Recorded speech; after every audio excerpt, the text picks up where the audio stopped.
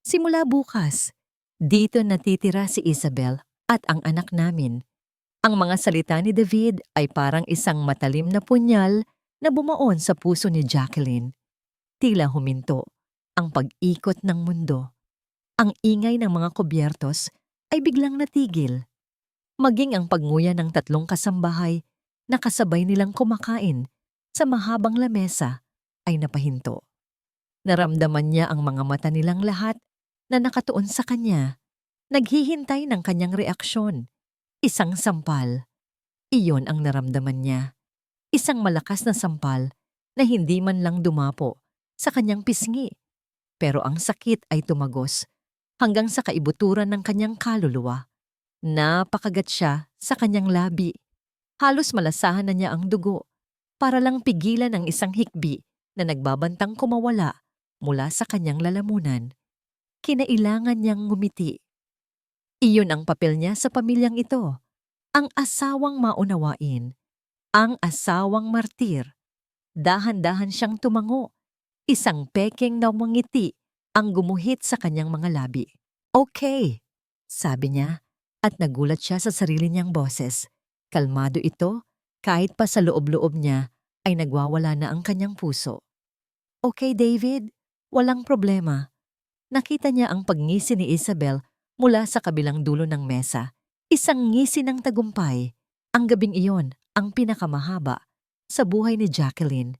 Habang nakahiga siya sa malawak nilang kama, mag-isa, dinig na dinig niya ang mahihinang halakhak mula sa guest room sa ibaba. Ang kwartong inuukupan ngayon ni Isabel at ng 5 taong gulang na anak nito kay David. Ang bawat tawa ay parang isang karayom na tumutusok sa kanyang dibdib.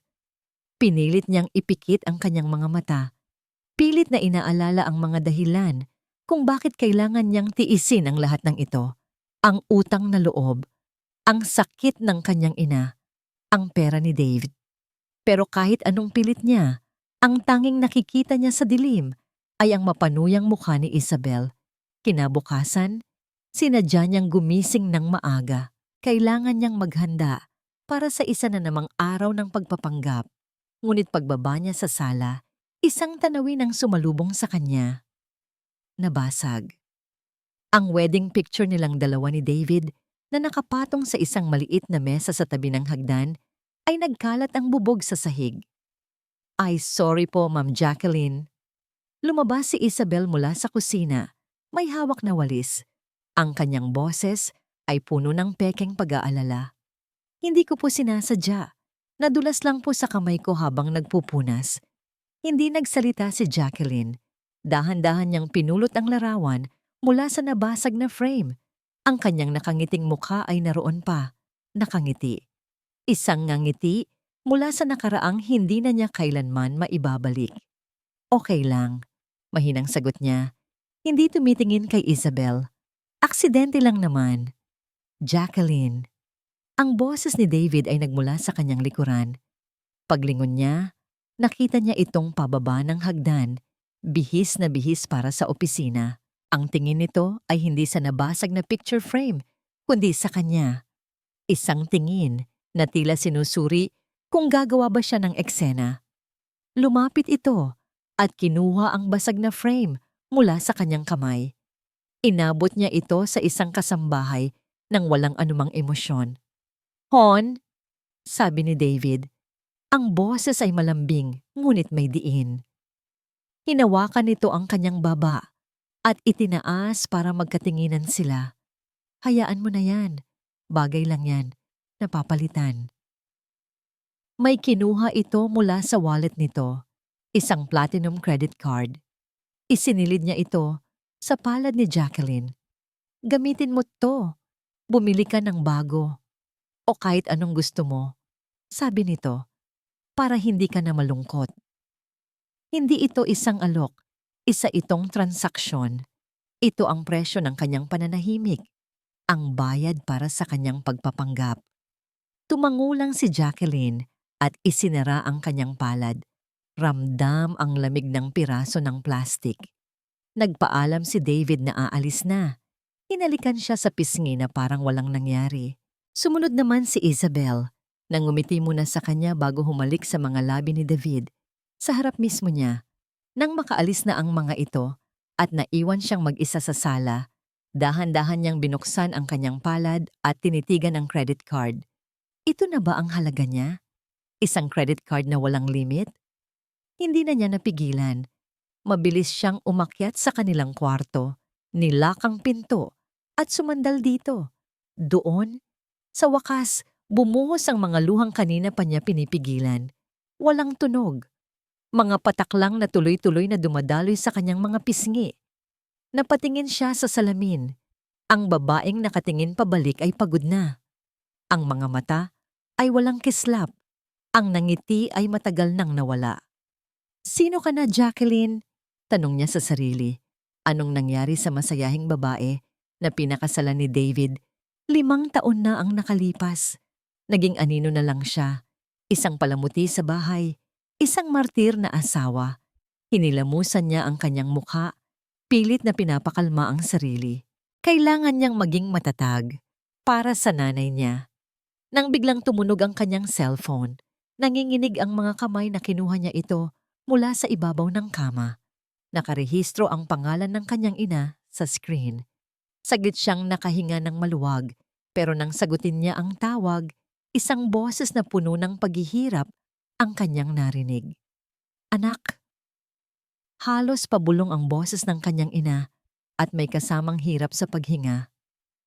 "Jacqueline, tulungan mo ako." "Nay? Nanay?"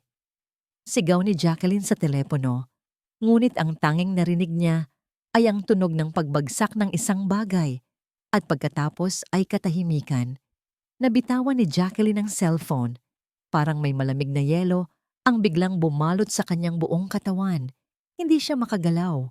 Hindi siya makahinga. Ilang segundo pa. At ang takot ay biglang naging adrenaline. Hindi na siya nag-abala pang magpalit ng damit. Hindi na niya ininda ang kanyang magulong buhok at namumugtong mga mata. Kinuha niya ang susi ng kotse at tumakbo palabas ng kwarto, palabas ng mansyon na parang hinahabol ng kamatayan. "Huwag po ngayon. Huwag po ang nanay ko." Paulit-ulit na dasal niya sa kanyang isipan habang pinapatakbo ng matulin ang sasakyan. Sa gitna ng pagpapanik, tinawagan niya si David. 2 beses itong nagring bago sinagot. "What?" Iritadong sagot nito.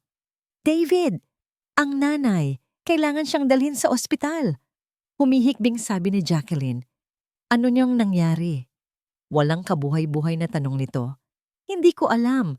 Nahihirapan siyang huminga. David, tulungan mo ako." Narinig niya ang pagbuntong hininga ni David sa kabilang linya. "Jacqueline, tumawag ka na lang ng ambulansya. I have a meeting. Huwag kang gagawa ng iskandalo." "Pero, I'll handle the bills. Just text me which hospital." At ibinaba nito ang tawag. Parang binuhusan ng malamig na tubig si Jacqueline. Muli, mag-isa na naman siya. Pagdating niya sa maliit na bahay ng kanyang ina, naabutan niyang bahagyang nakaawang ang pinto. Pumasok siya at doon, sa sahig ng sala, nakita niya ang kanyang ina, namumutla at pilit na humihinga. Dali-dali niya itong inalalayan. Sa tulong ng isang kapitbahay na naawa sa kanila, naisakay nila ang matanda sa kotse ni Jacqueline. Ang biyahe papuntang ospital, ang pinakamasaklap na biyahe sa buhay niya. Hawak ng isang kamay niya ang manibela, habang ang isa naman ay mahigpit na nakahawak sa kamay ng kanyang ina. Pagdating sa emergency room, naging mas magulo ang lahat. Ang ingay ng mga tao, ang amoy ng gamot, ang nakakasilaw na puting ilaw. Lahat ay nagpalala sa kanyang pagkabahala. "Tulong! Tulungan ninyo kami!" Sigaw niya, ngunit tila walang nakikinig sa kanya. Nang malapit na siyang mawala ng pag-asa, isang lalaking nakaunipormeng puti ang lumapit sa kanila. Ang boses nito ay kalmado, ngunit may awtoridad. "Nurse, get a stretcher. Stat! Code Blue!" Di utos nito bago bumaling kay Jacqueline. "Ma'am, ako po si Dr. Matias. Kalma lang po kayo. Ano po ang nangyari?" Sa gitna ng kaguluhan, Ang kalmadong presensya ng doktor ang naging sandalan ni Jacqueline. Nanginginig ang boses na ipinaliwanag niya ang lahat. Tumangulang ang doktor, ang mga mata nito ay nagpapakita ng tunay na pag-aalala. "Kami na po ang bahala sa kanya," sabi ni Dr. Matias bago isinakay ang kanyang ina sa stretcher at mabilis na dinala sa loob. Naiwan si Jacqueline sa gitna ng hallway. Ngayon na lang pumasok sa isip niya ang lahat. Ang pagbagsak ng frame, ang credit card, ang pagwawalang bahala ni David, ang sakit ng kanyang ina. Biglang bumigay ang kanyang mga tuhod. Napaupo siya sa malamig na sahig ng ospital, doon ibinuhos ang lahat ng sakit, takot, at pagod na matagal na niyang kinikimkim. Hindi na niya alintana ang mga taong napapatingin sa kanya. Wala na siyang pakialam. Pakiramdam niya, nag-iisa siya sa mundo. Isang pares ng itim na sapatos ang huminto sa kanyang harapan. Dahan-dahan niyang itinaas ang kanyang paningin. Si Dr. Matias, may hawak itong isang baso ng tubig. Umupo ito sa tabi niya, sa sahig, at iniabot ang baso. "Okay lang po na umiyak," mahinang sabi nito. "Minsan, iyon ang kailangan natin para maging matatag ulit." Sa simpleng salitang iyon, naramdaman ni Jacqueline ang isang bagay na matagal na niyang hindi nararamdaman mula kay David. Ang tunay na pag-unawa. Nagsisimula pa lang siyang magpasalamat ng isang pamilyar na boses ang pumutol sa sandaling iyon. Isang boses na malamig at puno ng pagmamay-ari. "Thank you, Doc. I can take care of my wife now." Nakatayo si David sa dulo ng hallway. Ang mga mata ay matalim na nakatingin hindi kay Jacqueline, kundi kay Matias. Tumayo si Dr. Matias, isang profesional na ngiti ang ibinigay niya kay David, ngunit ang kanyang mga mata ay nanatili kay Jacqueline. "Sige po, sir. Maiwan ko na po kayo. Babalitaan ko na lang po kayo sa progress ng pasyente." Tumalikod siya at nagsimulang maglakad palayo. Ngunit ang imahe ng babaeng umiiyak sa sahig ay hindi maalis sa kanyang isipan. Sa loob ng kanyang opisina, sinubukan ni Matias na ibaling ang kanyang atensyon sa mga chart ng ibang pasyente. Pero wala. Ang mukha ni Jacqueline, ang mga matang puno ng kalungkutan, ang patuloy na bumabalik sa kanyang alaala. May mali. Alam niyang may mali sa mag-asawang yon. Ang paraan ng paghawak ni David sa braso ni Jacqueline, ang takot sa mga mata ng babae. Hindi iyon normal. Napabuntong hininga si Matias at sumandal sa kanyang upuan. "Huwag kang makialam, Matias," bulong niya sa sarili. "Natuto ka na." Bigla niyang naalala si Ana, ang dati niyang asawa. Iyon din ang sinabi nito sa kanya bago sila maghiwalay. "Lagi kang bayani sa ibang tao, Matt. Pero sa akin, sa pamilya natin, nasaan ka?" Masakit ang mga salitang yon dahil totoo. Sa sobrang pagtuon niya sa pagliligtas ng buhay ng iba, hindi niya napansing unti-unti nang namamatay ang sarili niyang pamilya. Ipinangako niya sa sarili na hindi na mauulit iyon. Tututukan niya ang kanyang trabaho, ang mga pasyente niya, at iiwasan ang personal na buhay ng mga ito. Kinuha niyang muli ang chart ng ina ni Jacqueline, si Aling Martha. Tiningnan niya ang listahan ng mga procedure na kailangan nitong pagdaanan. Isang mahaba at magastos na laban. Naunawaan niya ngayon. Naunawaan niya kung bakit kailangang magtiis ni Jacqueline. Nakatali siya, hindi lang sa utang na loob, kundi sa pinansyal na pangangailangan. Kinagabihan, habang papauwi na si Matias, dumaan siya sa parking lot ng ospital. Doon, sa ilalim ng isang madilim na poste ng ilaw, narinig niya ang pamilyar na boses. "Ano bang klase ng asawa ka? At hinahayaan mong ibang lalaki ang umalo sa'yo? Pinapahiya mo ako, Jacqueline!" Boses yon ni David, puno ng galit. Nakita ni Matias ang eksena. Mahigpit na hawak ni David ang braso ni Jacqueline na halos matumba na sa lakas ng pagkakahila nito. Hindi naman sa ganun, David." Nanginginig na sagot ni Jacqueline. Huwag mo akong sasagutin. Sumakay ka na. Sigaw ni David. Tinulak si Jacqueline papasok sa isang mamahaling sasakyan. Napakuyom ang mga kamao ni Matias. Ang lahat ng determinasyon niyang huwag makialam ay biglang naglaho. Hindi ito tama. Walang babaeng dapat tratuhin ng ganoon. Hindi niya namalayang naglalakad na pala siya pabalik sa lobby ng ospital. Kailangan niyang bumalik. Kailangan niyang gawin ang isang bagay. Maya-maya pa nakita niyang pumasok si Jacqueline sa lobby, mag-isa. Tila may hinahanap ito. Ma'am Jacqueline? Tawag niya. Nagulat si Jacqueline nang makita siya. Doc, kasi naiwan ko po ang cellphone ko sa waiting area. Tumango si Matias. Habang hinahanap ni Jacqueline ang telepono, kumuha si Matias ng isang business card mula sa kanyang wallet. Lumapit siya rito nang mahanap na nito ang kanyang gamit. Jacqueline? Sabi niya.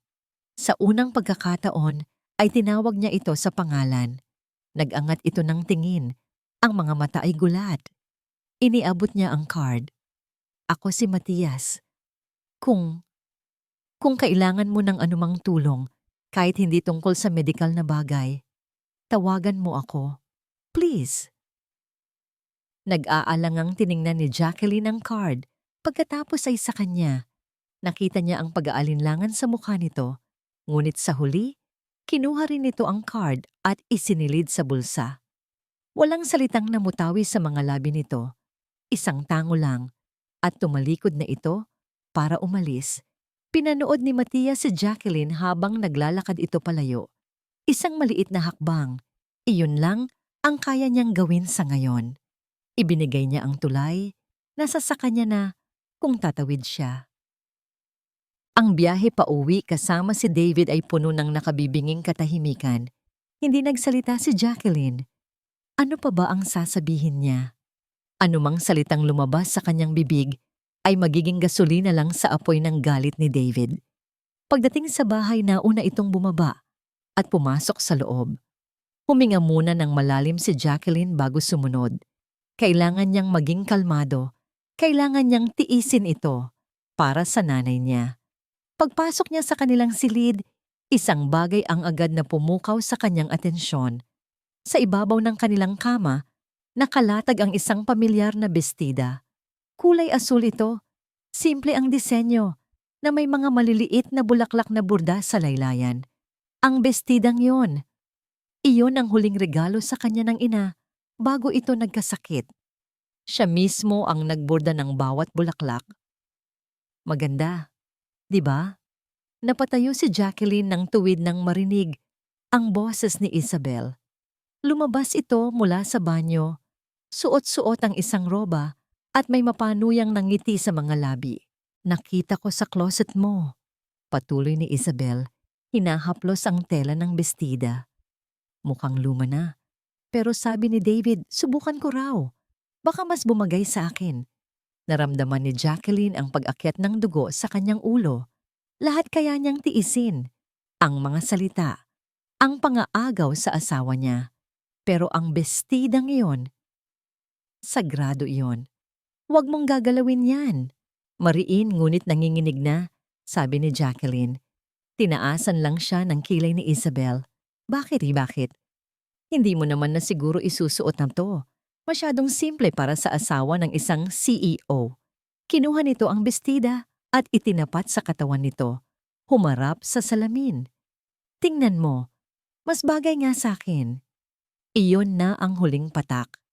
Sumugod si Jacqueline at pilit na inagaw ang bestida mula sa mga kamay ni Isabel. Sinabi kong huwag mong gagalawin yan. Bigay yan sa akin ng nanay ko. Ano ka ba? Bitawan mo ako. Sigaw pabalik ni Isabel. Hindi binibitawan ng damit.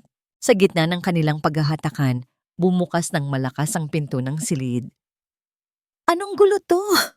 Si David. Ang mukha nito ay madilim sa galit. Agad na bumitaw si Isabel at tumakbo sa likod ni David. Nagkukunwaring umiiyak. David, honey, tingnan mo siya. Inaaway niya ako. Gusto niya lang agawin itong bestidang ibinigay mo sa akin. Hindi man lang tumingin si David kay Jacqueline para pakinggan ang kanyang panig. Ang buong atensyon nito ay na kay Isabel. Pagkatapos ay humarap ito sa kanya, ang mga mata ay nag-aapoy. Hindi ka pa ba tapos sa paggawa ng eksena, Jacqueline? Nakakahiya ka. Pero David ang bestidang yan. Sinubukan ni Jacqueline na magpaliwanag, ngunit hindi na niya natapos ang kanyang sasabihin. Pak! Isang malakas na sampal ang dumapos sa kanyang pisngi. Ang tunog ay umalingaw-ngaw sa tahimik na silid. Napatigil si Jacqueline. Tila huminto ang kanyang paghinga. Ang sakit. Ang hapdi. Pero higit pa roon ang gulat. Dahan-dahan niyang itinaas ang kanyang kamay at hinawakan ang kanyang pisngi na namumula.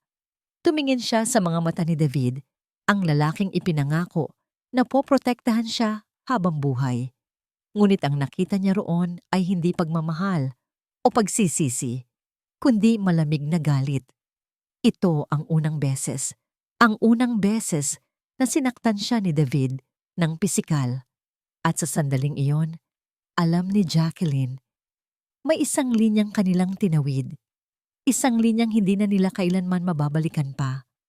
Ang hapdi sa pisngi ni Jacqueline ay unti-unti nang nawawala, ngunit ang sakit sa loob ng kanyang puso ay nananatili. Mas malalim, mas matindi.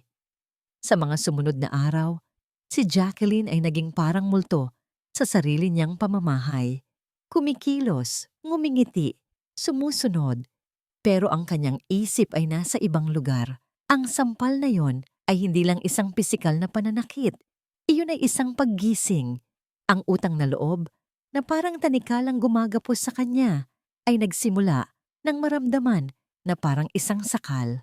Ang pagmamahal na akala niya ay naroon pa. Kahit konti ay tuluyan ng naglaho. Gabi-gabi, binibisita niya ang kanyang ina sa ospital. Iyon na lang ang tanging nagbibigay sa kanya ng lakas. Isang gabi, habang pauwi na siya, kinapa niya ang kanyang bulsa. Nandoon pa ang maliit na piraso ng papel na may pangalang Dr. Matias. Ilang araw na niya itong hawak-hawak, pinag-iisipan. Isang parte ng kanyang isip ang nagsasabing huwag. Huwag siyang gumawa ng anumang bagay na ikagagalit ni David. Ngunit ang isa pang parte, isang boses na halos hindi na niya naririnig, ay nagpupumilit. Ang boses ng dating Jacqueline, ang boses na gustong mabuhay. Nanginginig ang mga kamay, kinuha niya ang kanyang cellphone at tinipa ang numero. Sa bawat pagring, parang sasabog ang kanyang dibdib. Ayan na, ibababa na niya. Hello, Matias speaking. Ang kalmadong boses nito ay parang isang malamig na tubig na nagpakalma sa kanyang nagwawalang sistema. Hello Doc? Halos pabulong na sabi niya. Si Jacqueline to, asawa ni Aling Martha. Jacqueline, sagot nito. At may kakaibang pakiramdam siyang naramdaman nang marinig ang pangalan niya mula sa mga labi nito. Napatawag ka. Kumusta ka na? Kumusta ang nanay mo? Okay naman po siya, Doc. Salamat sa inyo, sabi niya. Gusto ko lang sanang magtanong tungkol sa progress niya. Kung pwede sana. Alam nilang dalawa na hindi lang yun ang dahilan. Of course, agad na sagot ni Matias. Actually, papunta ako sa isang coffee shop malapit sa ospital. Kung hindi ka abala, pwede tayong mag-usap doon. Iyon ang simula. Ang kanilang unang lihim na pagtatagpo ay naganap sa isang maliit na kapihan. Noong una, puro tungkol sa kondisyon ni Aling Martha ang kanilang pinag-usapan. Ngunit habang tumatagal, napunta ang usapan sa mga bagay-bagay, sa mga libro, sa musika, sa mga pangarap. Sa unang pagkakataon sa loob ng maraming taon, naramdaman ni Jacqueline na may nakikinig sa kanya. Hindi bilang asawa ni David, hindi bilang isang martir, kundi bilang si Jacqueline. Alam mo ba, sabi ni Matias sa gitna ng kanilang pag-uusap, may pasyente akong bata dati. Tinanong niya ako kung bakit daw laging puti ang suot ng mga doktor. Ano ang sagot niyo, Doc? Nakangiting tanong ni Jacqueline. Sabi ko, para kapag may mantsa, madaling makita. Sumimangot siya. Sabi niya, akala ko po para kapag may nadapang anghel, Hindi halata. Hindi napigilan ni Jacqueline ang sarili. Isang malutong na halakhak ang kumawala mula sa kanyang mga labi. Totoong tawa. Hindi pilit. Hindi peke. Napahinto siya nang marinig ang sariling tawa. Kailan nga ba siya huling tumawa ng ganito? Hindi na niya matandaan. Napatingin siya kay Matias na nakangiti lang habang pinapanood siya. Ayan, mahinang sabi nito. Mas bagay sa'yo yan. Ang mga pagkikita nila ay nasundan pa. Naging lingguhang ritual na ito para kay Jacqueline. Ang isang oras na kasama si Matias ay naging kanyang santuwaryo. Ang kanyang hininga sa gitna ng pagkalunod. Isang araw, may iniabot sa kanya si Matias. Isang libro. Pag-ahon mula sa pagguho ang pamagat. Nakita ko lang yan sa isang bookstore, sabi ni Matias. Medyo nahihiya. Naisip lang kita. Sana makatulong. Habang pauwi, yakap-yakap ni Jacqueline ang libro. Isang simpleng bagay, ngunit para sa kanya, napakalaki ng kahulugan. Hindi niya namalaya na ang maliliit na sandali ng kaligayahang ito ay nag-iiwan na pala ng bakas. Minsan, umuuwi siyang may bahagyang nabangiti sa labi. Minsan, mas magaan ang kanyang paglakad. At napansin ito ni Isabel. Isang hapon, habang masayang nag-uusap sina Jacqueline at Matias sa kanilang paboritong mesa sa kapihan, lingid sa kanilang kaalaman, may isang pares ng matang-matamang nagmamasid mula sa labas ng salaming bintana. Si Isabel, itinaas nito ang kanyang cellphone, itinutok ang kamera. Nakita niya sa screen ang perpektong anggulo. Si Jacqueline na tumatawa at si Matias na nakatingin dito nang may paghanga. Isang pag-click. Ang larawan ng kanilang tawanan ay nakunan na. Isang matibay na ebidensya. Isang sandatang gagamitin para tuluyang wasakin si Jacqueline. Hawak ni David ang isang baso ng whiskey.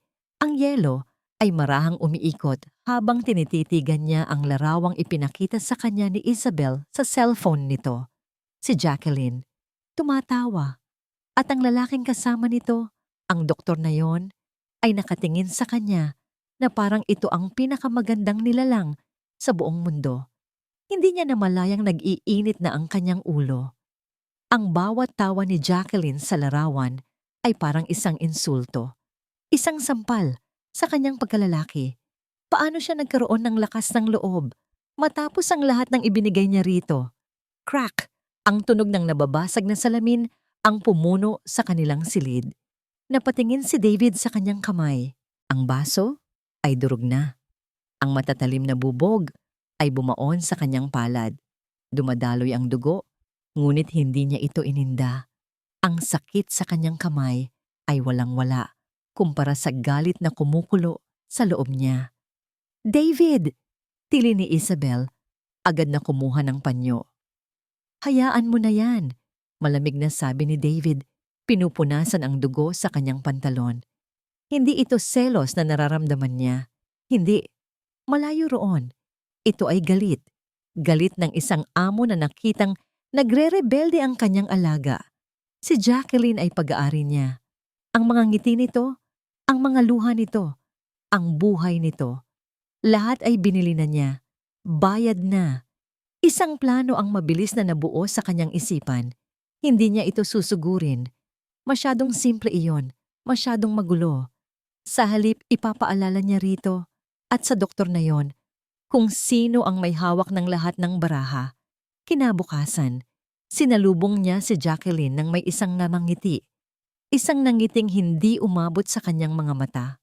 Hon, malambing na sabi niya. Sorry na sa nangyari noong isang gabi. Masyado lang akong pagod sa trabaho. Hindi ko sinasadya. Nakita niya ang gulat sa mga mata ni Jacqueline. Hindi ito sanay sa kanyang paghingi ng tawad. May kinuha siyang isang maliit na kahon mula sa kanyang bulsa at binuksan ito. Isang kwintas na diamante ang kumislap sa loob. Para sa'yo, sabi niya, at isinuot ito sa leeg ni Jacqueline. Peace offering ko. Habang isinasara niya ang lock ng kwintas, bumulong siya sa tainga nito. Tandaan mo, Jacqueline, sa akin ka at lahat ng bagay na gusto mo, kaya kong ibigay. Ang kwintas ay hindi isang regalo. Isa yung kwelyo, isang paalala kung sino ang amo nito. Nang hapong yon, sinadya ni David na dumaan sa ospital. Nakita niya si Dr. Matias na naglalakad sa hallway. Ngumiti siya ng malapad at nilapitan ito. "Doc, mabuti at nakita kita."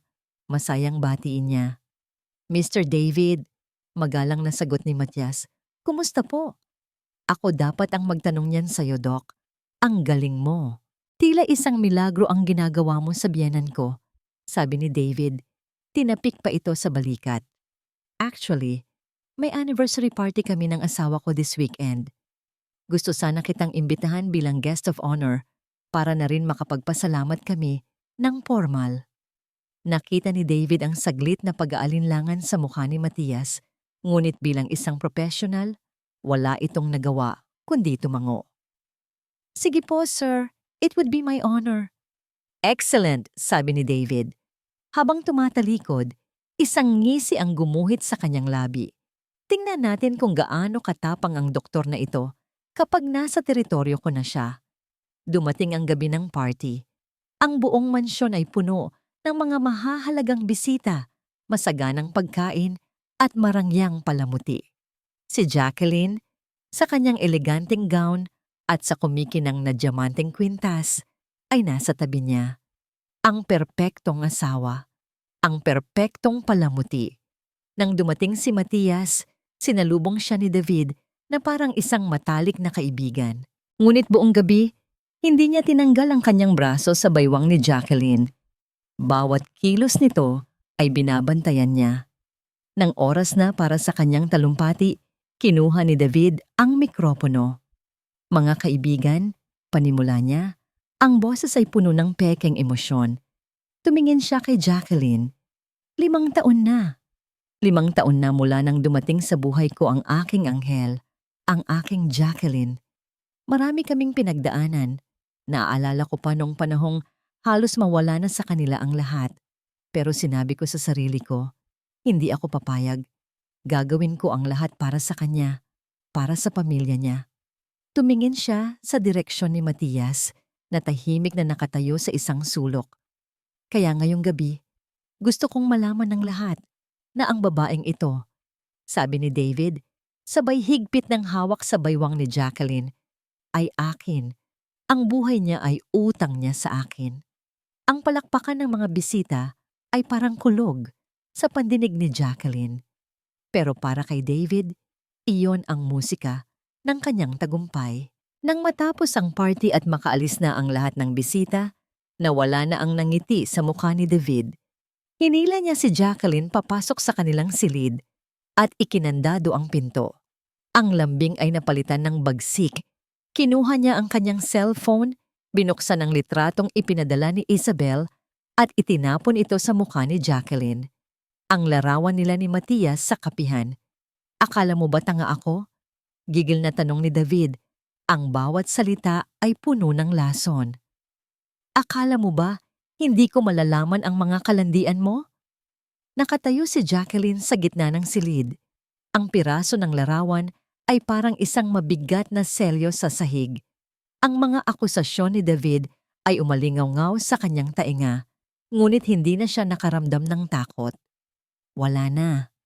Napalitan na yon ng isang nakakamanhid na lamig. "Tapos ka na?"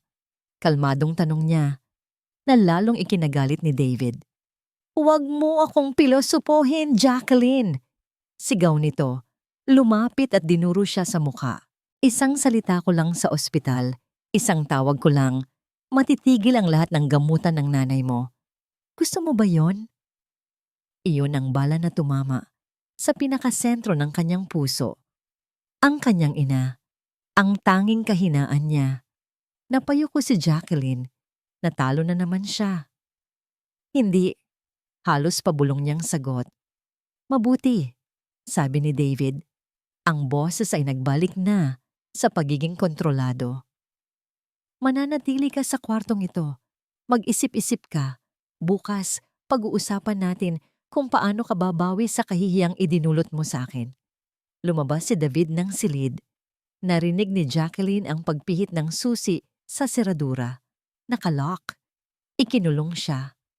Sa unang mga minuto, sinubukan niyang buksan ang pinto. Kinatok niya. Sinigawan niya ang pangalan ni David, ngunit wala. Tanging ang katahimikan ng malaking bahay ang kanyang narinig. Napasandal siya sa pinto at dahan-dahang napaupo sa sahig, yakap ang kanyang mga tuhod. Pakiramdam niya ay wala nang masasama pa sa sitwasyong ito. Ngunit ang banta ni David, tungkol sa kanyang ina, ang pumukaw sa isang bagay sa loob niya. Isang bagay na matagal nang natutulog. Ang pagnanais na lumaban. Kailangan kong umalis. Ngayon na. Tumayo siya. Ang mga mata ay puno ng bagong determinasyon. Kailangan niya ng passport niya, ng konting pera, ng kahit ano para makapagsimula. Nagpunta siya sa malaking walk-in closet. Sa pinakadulo nito, sa likod ng mga mamahaling damit na hindi naman niya gustong suotin, ay may isang lumang aparador. Doon niya itinatago ang mga personal na gamit niya, ang mga bagay mula sa dati niyang buhay. Habang naghahalongkat sa mga damit, sa ilalim ng isang tumpok ng mga lumang album, nakapa niya ang isang bagay na matigas at malamig. Isang metal na kahon. Hindi ito sa kanya. Alam niyang kay David ito. Isang lumang kahon na minsan na niyang nakitang daladala nito noong bagong kasal pa lang sila. Dala ng kuryosidad, sinubukan niyang buksan ito. Nakalock. Kumuha siya ng isang hairpin mula sa kanyang buhok. Itinulad sa mga napapanood niya sa pelikula. Nanginginig ang mga kamay na sinubukan niyang kalikutin ng seradura. Sa ilang pagsubok, narinig niya ang isang mahinang click. Bumukas ito. Ang laman ay mga lumang dokumento, mga kontrata, mga liham, walang kwenta para sa kanya. Ngunit sa ilalim ng lahat ng iyon, may isang papel na nakatupi. Isang lumang bank receipt. Napakunot ang noo niya nang basahin ito. Isang fund transfer. Ang halaga? Iyon ang eksaktong halaga na sinabi ni David na ginamit niya para sagipin ang maliit na negosyo ng pamilya ni Jacqueline. 5 taon na ang nakalipas.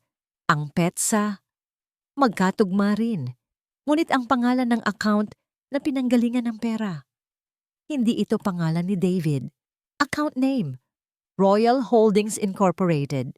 Special Projects Division Royal Holdings. Iyon ang pangalan ng kumpanya ng pamilya ni David. Parang may biglang kumislap sa kanyang isipan.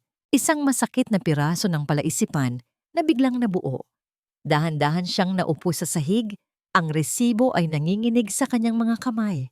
Ang pera? Ang perang ipinangtulong sa kanya ni David. Ang perang naging dahilan ng kanyang 5 taong pagtitiis at pagkaalipin.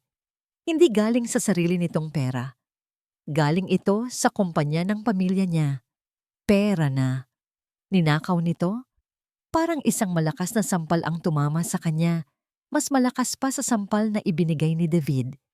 Ang buong pundasyon ng kanilang relasyon, ang utang na loob, na araw-araw ipinapamukha sa kanya, ay isang malaking kasinungalingan. Hindi siya nagligtas. Isa rin siyang magnanakaw. Ang lamig sa kanyang katawan ay biglang napalitan ng nag-aapoy na galit. Isang galit na puro at dalisay. Bigla, narinig niya ang mga yabag ng paa sa labas ng silid. Papalapit. Mabilis siyang kumilos. Kinuha niya ang kanyang cellphone at nanginginig ang mga kamay. Kinuhanan niya ng litrato ang resibo at ang iba pang mga dokumento sa kahon. Ang bawat flash ng camera ay parang isang dagundong sa kanyang dibdib. Isinara niya ang kahon, ibinalik sa dati nitong pwesto at itinago ang cellphone sa kanyang bulsa. Sakto. Narinig niya ang pagpihit ng susi sa seradura. Bumukas ang pinto at pumasok si David. Ang mukha nito ay kalmado na. Tila na kontento na sa pagpapakita ng kanyang kapangyarihan. May dala itong isang tray ng pagkain. Kumain ka na, sabi nito. Inilapag ang tray sa isang mesa. Huwag mong gutumin ang sarili mo. Hindi yan makakatulong sa'yo. Tiningnan lang siya ni Jacqueline. Walang emosyon. Ang babaeng takot na takot kanina ay nawala na. Ang kaharap niya ngayon ay isang estranghero. Hindi niya sinagot. Tumayo lang siya at tahimik na lumakad papunta sa banyo. Bago niya isara ang pinto, nagsalita siya. Ang boses ay malamig. "David, pakisabi sa kasambahay na ihanda ang mga gamit ko." Napakunot ang noo ni David. "Anong sinasabi mo?" "Aalis na ako," sabi niya, at isinara ang pinto bago pa man makasagot si David.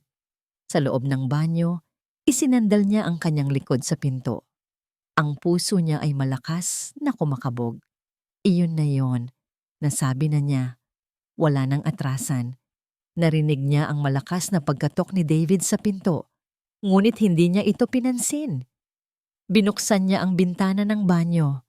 Maliit ito, ngunit sapat na para makalabas siya. Nasa ikalawang palapag sila, pero sa ibaba ng bintana ay may isang malawak na bubong ng garahe. Mula roon, kaya na niyang bumaba. Isang malalim na hininga. Pagkatapos ay ginawa niya. Walang ingay siyang nakababa sa bubong. At mula roon ay maingat na gumapang pababa gamit ang isang malaking halaman na gumagapang sa pader. Puno ng gasgas ang kanyang mga braso at binti. Ngunit hindi niya ito ininda. Nang marating niya ang lupa, hindi siya lumingon. Tumakbo siya. Tumakbo siya palayo sa mansyon na naging kanyang kulungan sa loob ng 5 taon. Walang direksyon ang kanyang tinutungo. Ang tanging alam niya ay kailangan niyang makalayo. Nang makarating siya sa pangunahing kalsada, pumara siya ng taxi. "Saan po tayo, ma'am?" tanong ng driver. Napahinto si Jacqueline. Saan nga ba? At pagkatapos, isang pangalan ang pumasok sa kanyang isip. Isang mukha na nagpakita sa kanya ng kabaitan sa gitna ng kadiliman. Ibinigay niya ang address. Ang address na nakasulat sa business card ni Matias papasok. Halos hating gabi na nang makarinig si Matias ng malakas na katok sa kanyang pinto. Nag-aalangan pa siyang buksan ito, ngunit ang pagkatok ay desperado. Pagbukas niya ng pinto, isang babaeng may magulong buhok, marungis na damit, at mga mata na pununo ng determinasyon at takot ang tumambad sa kanya. "Jacqueline?" Gulat na tanong niya. Hindi ito nagsalita. Itinaas lang nito ang cellphone at ipinakita sa kanya ang mga litratong kinunan nito. Pinapasok niya ito sa loob. Habang tinitingnan ni Matias ang mga larawan sa cellphone, isa-isa, ang propesyonal na pagkakalma niya ay unti-unting napalitan ng panggigigil. Ang isang piraso ng resibo, ang mga pangalan, ang mga petsa. Kaya pala, mahinang bulong ni Matias, kaya pala ganito kanya kontrolin.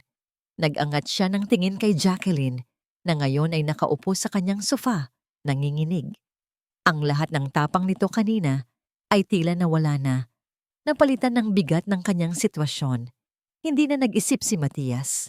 Ang pangako niya sa sarili na huwag makialam ay tuluyan ng nabasag. Ito ay hindi na lang pakikialam. Ito ay pagtulong sa isang taong nasa bingit ng kapahamakan. Kinuha niya ang kanyang telepono. "Sino nung tinatawagan mo?" tanong ni Jacqueline. Ang boses ay may bahid ng takot. "Isang kaibigan?" sagot ni Matias. "Si Attorney Mendoza, ang pinakamagaling na abogadong kilala ko." Narinig ni Jacqueline ang usapan. Ang boses ni Matias ay puno ng awtoridad. Inilalatag ang mga detalye sa kausap nito sa kabilang linya. Pagkatapos ng tawag, bumaling siya kay Jacqueline. "Okay na, magkikita kami bukas. Sa ngayon, kailangan mo ng lugar na ligtas," sabi ni Matias. May kinuha siyang isang set ng susi sa isang drawer.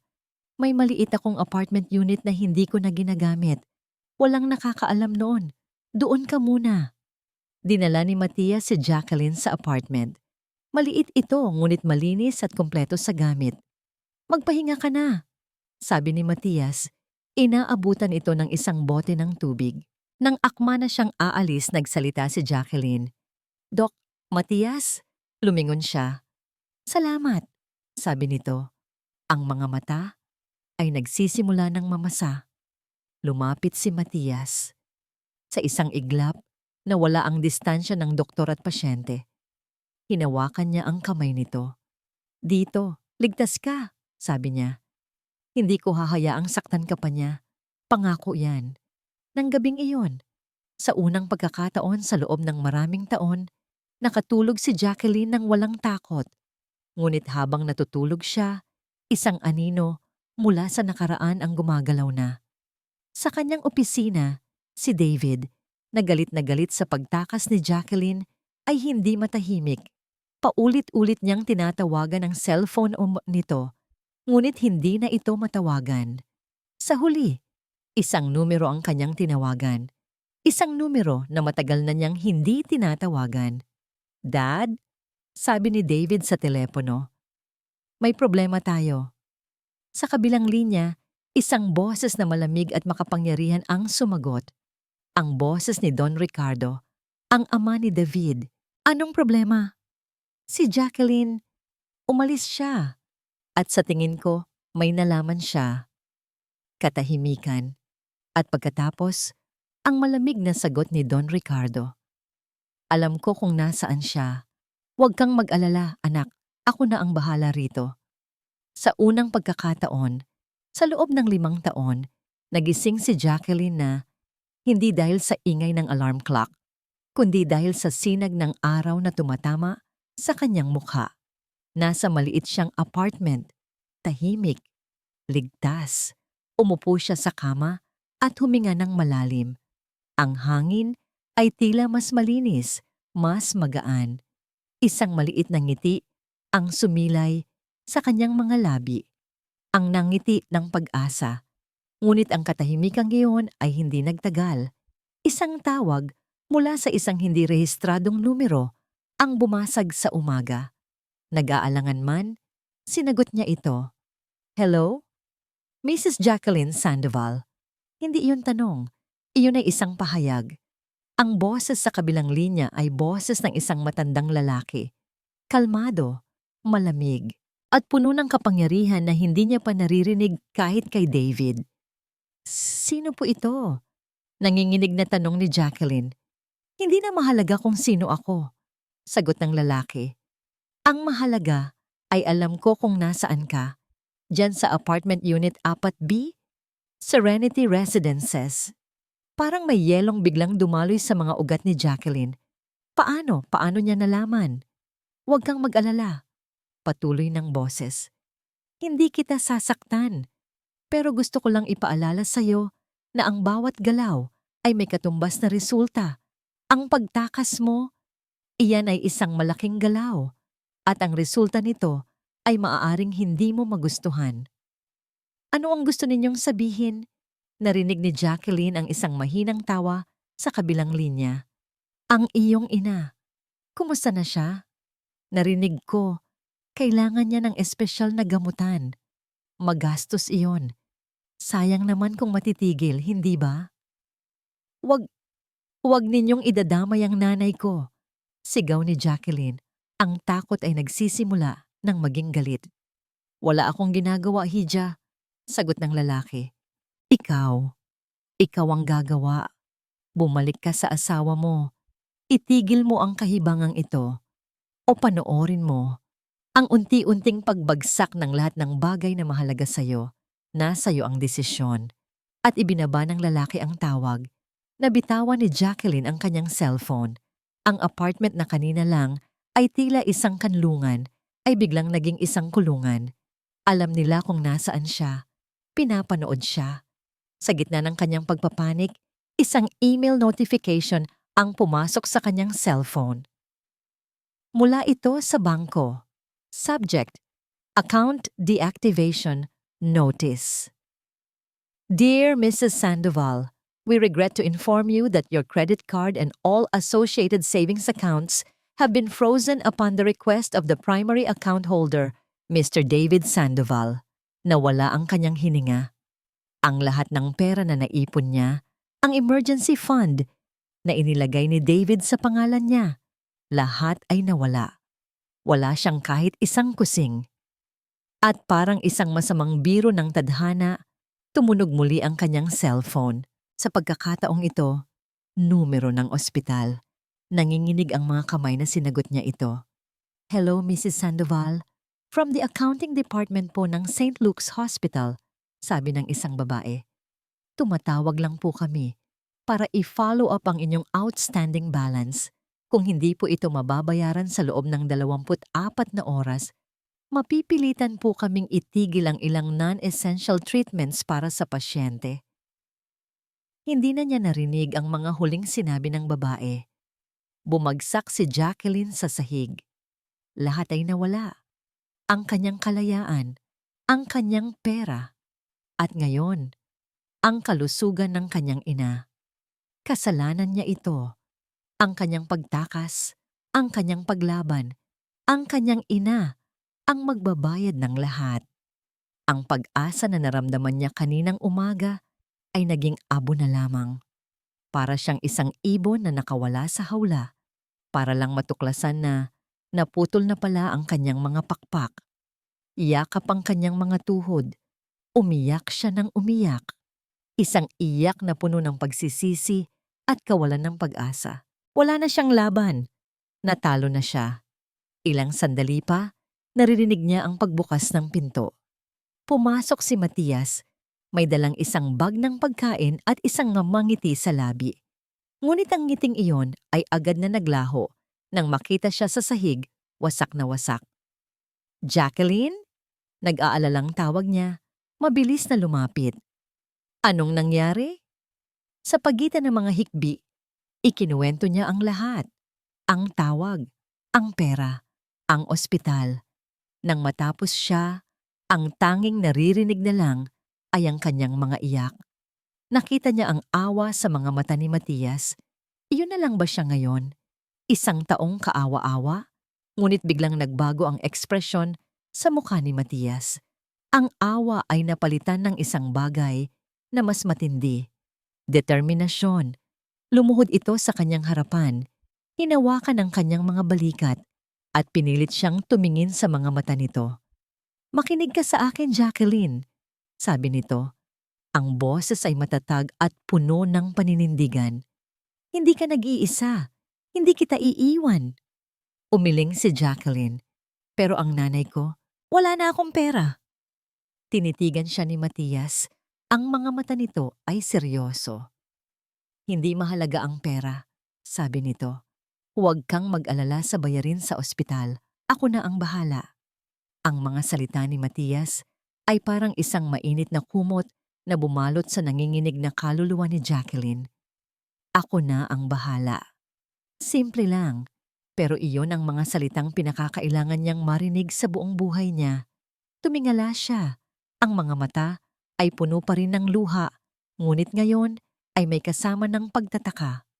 Bakit? Halos pabulong niyang tanong. Bakit mo to ginagawa? Isang maliit na ngiti ang sumilay sa labi ni Matias. Hinawakan nito ang kanyang kamay. Dahil minsan sa buhay, kailangan nating gawin ang tama. Hindi lang ang madali. At ang tulungan ka. Iyon ang tama. Sa sandaling iyon, naramdaman ni Jacqueline ang pagbabago sa loob niya. Ang apoy ng galit na pinatay ng takot at kawalan ng pag-asa ay muling nagliyab.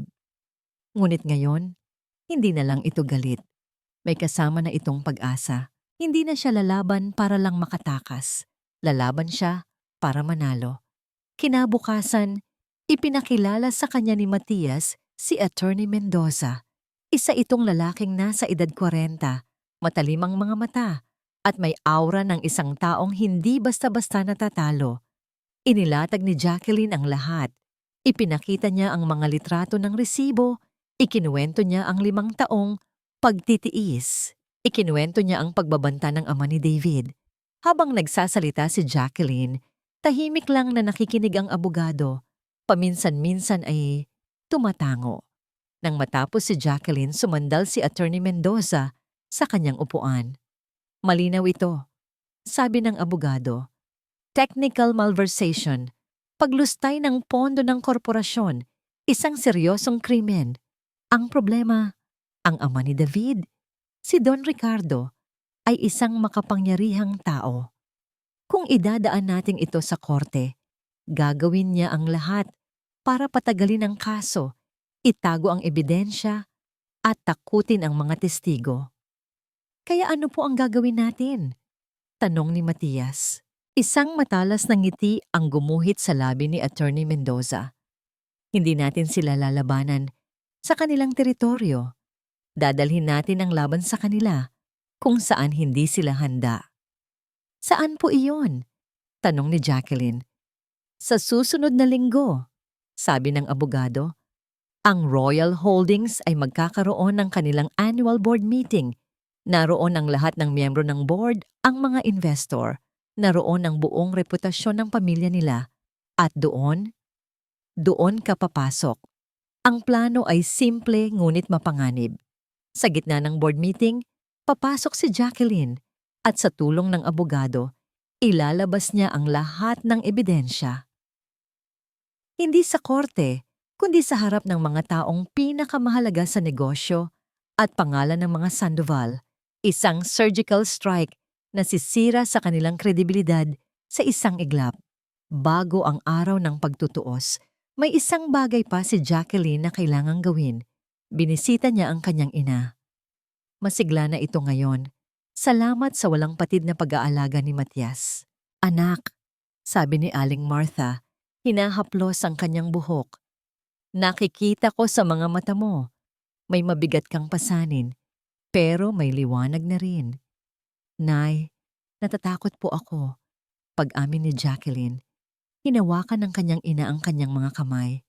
Jacqueline, ang tunay na utang na loob ay hindi ang pagtitiis sa sakit. Ang tunay na utang na loob na maibibigay mo sa mga taong nagmamahal sa'yo ay ang pagiging masaya. Gawin mo kung ano ang magpapalaya sa'yo. Ang mga salitang yon, ang huling basbas na kailangan niya. Dumating ang araw ng board meeting. Hindi na pinili ni Jacqueline ang mga eleganteng bestida na binibili para sa kanya ni David. Sa tulong ni Matias, pumili siya ng isang simpleng itim na business suit. Damit ng isang babaeng may kapangyarihan, damit ng isang babaeng handang lumaban. Handa ka na? Tanong ni Matias. Habang nasa labas sila ng gusali ng Royal Holdings, huminga ng malalim si Jacqueline. Oo, nandoon pa rin ang takot. Pero, mas malakas na ang kanyang determinasyon. Handa na. Matatag niyang sagot. Naglakad siya papasok sa gusali. Ang bawat hakbang ng kanyang takong sa makintab na sahig ay parang tunog ng isang tambol ng digmaan. Dumiretso siya sa elevator. Pinindot ang buton para sa pinakamataas na palapag, ang boardroom. Pagbukas ng pinto ng elevator, bumungad sa kanya ang mahabang hallway. Sa dulo nito, ang malaking pinto na gawa sa kahoy. Ang pinto papunta sa kanyang kalayaan. Huminga siyang muli, ng malalim, at pagkatapos ay buong lakas na itinulak ang pinto. Bumukas ito. Ang lahat ng usapan sa loob ng silid ay natigil. 12 pares ng mata ang napako sa kanya. Sa gitna ng mahabang mesa, nakaupo si Don Ricardo. At sa tabi nito, si David. Ang mukha ni David ay nagbago mula sa pagkagulat patungo sa purong galit. Tumayo ito, ang mga kamay ay nakakuyom sa ibabaw ng mesa. Anong ginagawa mo rito? Sigaw nito. Ang boses ay umalingaw-ngaw sa tahimik na silid. Hindi natinag si Jacqueline sa sigaw ni David. Sa halip, diretsahan siyang tumingin sa mga mata nito. Pagkatapos ay sa mga mata ng bawat miyembro ng board na naroroon. Magandang umaga po sa inyong lahat. Panimula niya, ang boses ay kalmado ngunit matatag na lalong ikinagulat ng lahat. Ang pangalan ko po ay Jacqueline Sandoval. At narito po ako dahil may isang mahalagang bagay na dapat malaman ng board tungkol sa isa sa inyong mga executive. Security! Sigaw ni David. Ilabas ninyo ang babaeng to. Huwag! Isang boses ang pumigil. Si Don Ricardo. Ang matanda ay hindi tumitingin kay David, kundi kay Jacqueline. Ang mga mata nito ay malamig. Tila sinusukat ang bawat galaw niya. Hayaan siyang magsalita. Isang senyas lang yon Ngunit sapat na para manahimik si David, kahit pa ang mga ugat sa leeg nito ay kitang-kita sa galit. Sa hudyat na yon, pumasok sa silid si Attorney Mendoza. May dalang isang briefcase, binuksan niya ito at inilabas ang isang laptop at isang maliit na projector. Mabilis niya itong isinaksak. Ano ang kalokohan nito? Tanong ng isang board member. Hindi sumagot si Jacqueline. Sa halip, hinayaan niyang ang imahe sa projector ang magsalita para sa kanya. Unang lumabas sa malaking screen ang litrato ng bank receipt. Malinaw na malinaw. Ang pangalan ng account, ang halaga, ang petsa. Isang bulungan ang nagsimula sa loob ng silid. 5 taon na po ang nakalipas. Nagsimulang magsalaysay si Jacqueline. Ang boses ay hindi na nanginginig. Nang ang aking pamilya ay nasa bingit ng pagkalugi, isang milagro ang dumating. Isang tulong pinansyal mula sa lalaking pakakasalan ko, si David Sandoval. Ang halagang iyan, sabi niya, itinuro ang screen. Ang sinabi niyang nagligtas sa amin. Tumingin siya kay David na ngayon ay namumutla na. Ang perang iyan ang naging tanikala ko sa loob ng 5 taon. Ang utang na loob na paulit-ulit niyang ipinamumukha sa akin sa tuwing susubukan kong magsalita, sa tuwing susubukan kong ipagtanggol ang aking sarili. Isang click mula kay Attorney Mendoza at isang panibagong dokumento ang lumabas. Isang internal memo na may pirma ni David nag-aaproba sa paglabas ng pondo mula sa Special Projects Division. Isang dibisyon na kilala sa board bilang isang discretionary fund. Ang hindi ko alam, patuloy ni Jacqueline, ay ang perang nagligtas sa akin ay hindi pala galing sa sarili niyang bulsa. Galing pala ito sa kaban ng kumpanyang ito, sa pera ninyo. Ang bulungan ay naging malakas na usapan. This is outrageous! Sigaw ni David. Sinusubukang bawiin ang kontrol. Gawa-gawa niya lang lahat yan. Isa siyang sinungaling. Talaga ba? Tanong ni Attorney Mendoza. Sunod-sunod niyang ipinakita ang iba pang mga ebidensya, mga bank statement, mga email. Lahat ay nagtuturo sa iisang bagay, ang paggamit ni David sa pondo ng kumpanya para sa pansarili nitong interes. Napatayo si Don Ricardo. Tama na. Ang sigaw nito. Ang boses ay parang kulog. Ngunit huli na ang lahat. Ang pinsala ay nagawa na. Ang mga mukha ng board members ay puno ng pagkadismaya at galit. Ang kanilang tiwala ay nawasak. Humarap si Jacqueline sa kanila sa huling pagkakataon. Hindi po ako humihingi ng pera. Hindi po ako naghahabol ng anumang yaman. Nandito po ako ngayon para bawiin ang isang bagay na kinuha niya sa akin 5 taon na ang nakalipas. Tumingin siyang muli kay David. Nandito ako para bawiin ang aking dignidad. Pagkatapos noon, tumalikod na si Jacqueline. Naglakad siya papalabas ng silid. Kasunod si Attorney Mendoza, iniwan ang kaguluhang nilikha niya. Habang naglalakad siya sa hallway, narinig niya ang mga sigawan mula sa loob ng boardroom. Ang pagbagsak ng isang dinastiya. Paglabas niya ng gusali, sinalubong siya ng sikat ng araw. At doon, nakasandal sa isang kotse. Naghihintay si Matias. Walang salitang namutawi. Ngumiti lang ito. Isang ngiti na nagsasabing, alam kong kaya mo. Ngunit bago pa man sila makaalis, isang pamilyar na boses ang sumigaw ng kanyang pangalan. Jacqueline! Di lumingon sila. Si David. Tumakbo ito palabas ng gusali. Ang muka ay gusot. Ang mamahaling suit ay lukot na. Ang dating mayabang na CEO ay mukha ng talunan. Lumuhod ito sa harap ni Jacqueline sa gitna ng maraming tao sa labas ng gusali. Jacqueline, please, patawarin mo ako. Humihikbing sabi nito. Huwag mo akong iwan. Babaguhin ko ang lahat. Please! Tinitigan siya ni Jacqueline. Ang lalaking minsan niyang minahal, ang lalaking kinatakutan niya. Ngayon, wala na siyang nararamdaman kundi awa. Umiling siya. Tapos na tayo, David. Iyon lang. Tumalikod na siya at hindi na lumingon pa. Sumakay siya sa kotse ni Matias at umalis.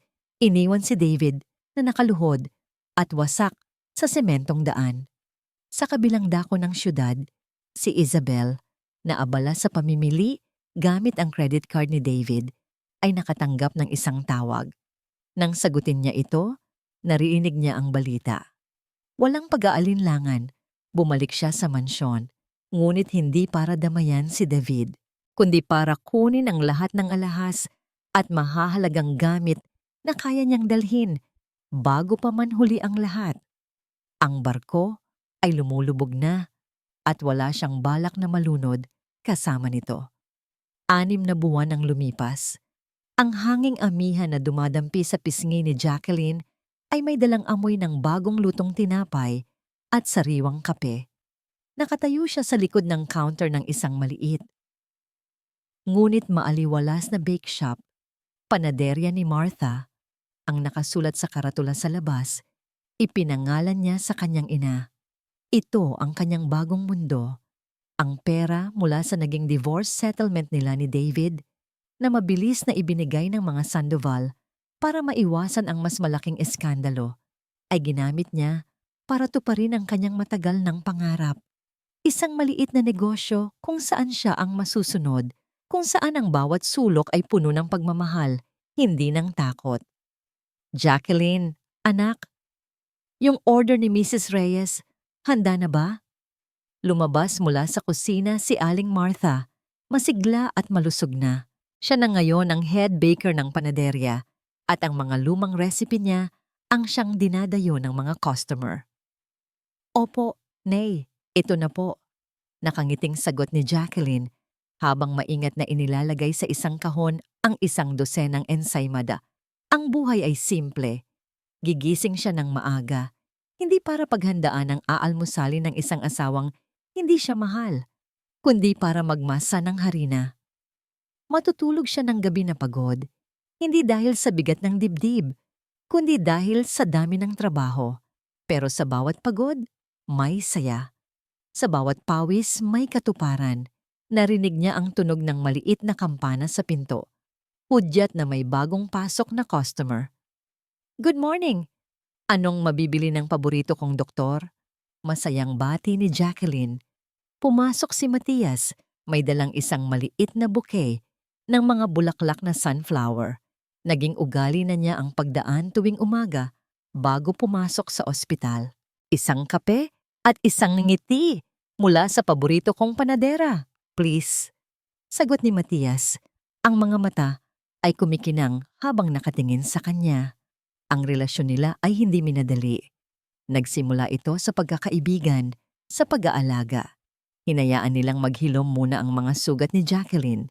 Hinayaan nilang makilala muna niya ulit ang kanyang sarili bago siya magmahal ng iba. Ngayon, ang kanilang pagmamahalan ay parang isang tinapay na dumaan sa tamang proseso. Minasa ng may pasensya, pinaalsa ng may pag-unawa, at niluto sa init ng tunay na pagmamahal. Habang inihahanda ni Jacqueline ang kape ni Matias, isang pamilyar na anino ang dumaan sa labas ng salaming bintana. Napahinto siya. Si David, payat, magulo ang buhok. Ang dating kumpiyansa ay napalitan ng isang anyo ng pagkatalo. Naglakad lang itong parang anino sa kalsada, hindi man lang napansin ang bake shop. Narinig niya sa balita na pagkatapos ng iskandalo, inalis ito sa lahat ng posisyon sa kumpanya at ipinadala ng ama sa probinsya para mamahala ng isang maliit na bodega. Walang galit, walang saya sa paghihiganti. Ang tanging naramdaman ni Jacqueline ay isang tahimik na pagtanggap. Tapos na ang kabanatang iyon ng buhay niya. Okay ka lang? Tanong ni Matias. Napansin ang kanyang pagtigil. Tumingin si Jacqueline kay Matias at ngumiti. Isang ngiti na totoo at malaya. Okay na okay, sagot niya. Iniabot niya ang kape. Habang inaabot ito ni Matias, sinadya niyang hawakan ang kamay nito na may mga bakas pa ng harina. Masaya ako na masaya ka na, mahinang sabi ni Matias. Pinisil ang kanyang kamay. Hindi na kailangan ng maraming salita. sa ngiti, sa mga mata, sa init ng kanilang mga kamay na magkahawak, sapat na. Pinanood ni Jacqueline si Matias habang umiinom ito ng kape sa isang maliit na mesa sa sulok. Tumingin siya sa paligid ng kanyang bake shop, ang kanyang ina na masayang nakikipagkwentuhan sa isang customer. Ang amoy ng pag-asa sa hangin. Ang tahimik na presensya ng isang lalaking minamahal. Siya para sa kung sino siya, hindi para sa kung ano ang kaya niyang tiisin. Napahawak siya sa kanyang dibdib. Dati, ang naroon ay isang malaking kirot, isang mabigat na bato. Ngayon, ang nararamdaman na lang niya ay kapayapaan. Bumalik siya sa pagmamasa ng panibagong dough para sa pandesal. Habang paulit-ulit niyang idinidiin ang kanyang mga palad sa malambot na masa, isang realisasyon ang dumating sa kanya. Ang lakas ay hindi pala laging nasa pagtitiis. Minsan, mas madalas, ang tunay na lakas ay nasa pagbitaw. Ang pagbitaw sa sakit, sa takot, at sa isang buhay na hindi para sa'yo. Dahil sa bawat pagbitaw, may espasyong nabubuo. Isang espasyo para sa bagong simula, isang espasyo para sa paghilom, at isang espasyo para sa isang kaligayahang ikaw mismo ang lumikha. Tumingin siyang muli kay Matias, na ngayon ay nakatingin na rin sa kanya. May ngiti sa mga labi. Ngumiti siya pabalik. Sa wakas, pagkatapos ng mahabang panahon, si Jacqueline ay tunay ng malaya. At tunay ng masaya. At dito po nagtatapos ang makulay na kwento ng pagbangon, pagpapatawad at muling pag-ibig ni Jacqueline. Mula sa kaibuturan ng aking puso, maraming salamat sa inyong walang sawang pagsubaybay at pakikinig. Ang samahan kayo sa bawat kabanata ng buhay ni Jacqueline ay isa ring emosyonal na paglalakbay para sa akin bilang inyong manunulat. Naging pangarap ko na isulat ang isang kwento na hindi lang basta kapupulutan ng aral, kundi mararamdaman ninyo sa inyong mga puso. Ang kwento ni Jacqueline ay isang paalala sa ating lahat. Isang paalala na ang ating halaga ay hindi nasusukat sa kung gaano katagal tayong nakakatiis, kundi sa kung gaano tayo katapang para bumitaw sa mga bagay na sumisira sa ating pagkatao. Ito ay isang pagpapatunay na hindi kailanman huli ang lahat para sa isang bagong simula at ang tunay na pag-ibig ay hindi nananakit, hindi kumokontrol at hindi naniningil. Ang tunay na pag-ibig ay naghihilom, nagaangat at nagbibigay ng kapayapaan. Naway ang kanyang tapang ay magsilbing inspirasyon at ang kanyang pagbangon ay magbigay ng pag-asa sa sino mang nakakaramdam na sila ay nag-iisa sa dilim. Ngayon, nais ko namang marinig ang inyong saloobin. Anong aral ang pinakapumatak sa inyong puso mula sa kwento ni Jacqueline? Huwag po kayong mag-atubiling ibahagi ang inyong mga komento sa ibaba. Ang inyong mga boses at kwento ay mahalaga rin. Hanggang sa muli nating pagkikita sa susunod na kwento. Ako po ang inyong tagapagsalaysay. Laging nagpapasalamat.